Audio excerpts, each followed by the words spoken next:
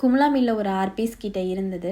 அதில் வந்து 3 பீஸில் வந்து மசாலா கொஞ்சம் கம்மியாக குழந்தைங்களுக்கு போட்டு வச்சுட்டேன். அப்புறம் எங்களுக்கு கொஞ்சம் காரமாக வந்துட்டு ஃப்ரை பண்ணுறதுக்கு மசாலா போட்டு வச்சுட்டேன்.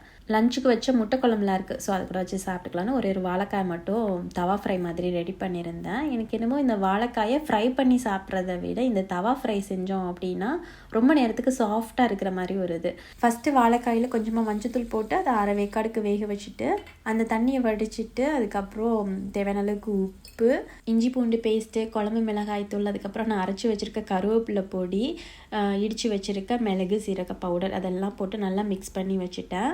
காய்கறியெல்லாம் வாங்கும் பொழுது இந்த கருவேப்பிலையை ஃப்ரீயாக நிறைய கொடுத்துட்றாங்களா, எதுக்கு வேஸ்ட் பண்ணணும்னு சொல்லிவிட்டு அதை ஏர் ஃப்ரையில் ட்ரை ரோஸ்ட் பண்ணி இந்த மாதிரி பவுடர் பண்ணி வச்சுக்குவேன். வெஜ்ஜோ நான்வெஜ்ஜோ தவா ஃப்ரை கிரேவிலாம் செய்யும் பொழுது அதை ஆட் பண்ணிக்க வேண்டியது.